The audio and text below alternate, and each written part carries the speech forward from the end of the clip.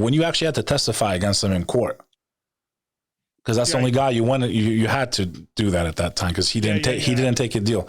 What was that like? I mean, you were his driver, right? You were with him all the time, no? Yeah, I was with. Actually, so what is that like, man? I mean, honestly, what is that like when you're looking at a guy that the whole time, you know, there's got to be some type of like, you know, he's treating you like a friend. He thinks you're like his brother. You know, I tell you what, but what wasn't the first time. Your mind, honestly? No, okay, and I'll tell you this. That wasn't the first time. I mean, I've locked up other guys that I've been close with.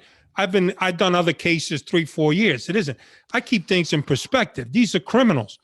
I'm making believe that I like these guys. I don't really like them. How can I like these guys? I mean, I used to take Greg DePalma do collection money. He was stuffed with envelopes, and just when I take him home, he would say to me, "Jackie boy, I ain't got a dime. You got a fin? You got $100? You got a hunch?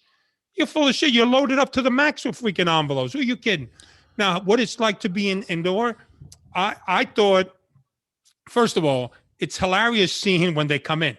Okay, here's Greg DePalma. Before I arrested him, he said he's smacking people around. He's walking around smoking a cigarette, taking the filter out. He smoked like he was going to the chair. He shows up. He's in a wheelchair, 2 attendants with the oxygen mask, unshaven, right? And he's got a blanket and a little thing of cookies in front of him. Now, we start playing tapes, all the tapes that I made, right?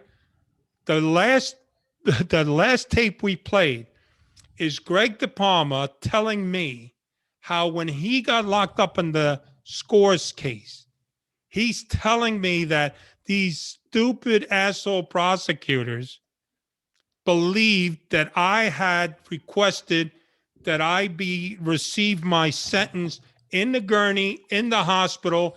I says, "Jackie boy, I didn't even shave. I was wearing the oxygen, the full mask," he goes, "the full mask." These assholes. And then the judge, while I'm in there, they think I'm going to die. They give me such a sentence reduction because they realize that I wasn't going to live. Right? Now, this is playing out of his own mouth how he scammed the idiots, the United States attorney. Boom. All of a sudden, I come off is any more questions? I said no.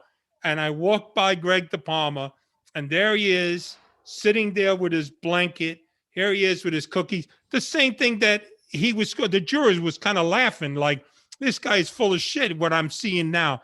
And as I walk by, I hear him say, "You cocksucker," he says to me, you know, and I walk by in it, and it was Greg DePalma, you know, doing it. So what getting back to your main point is, this is what,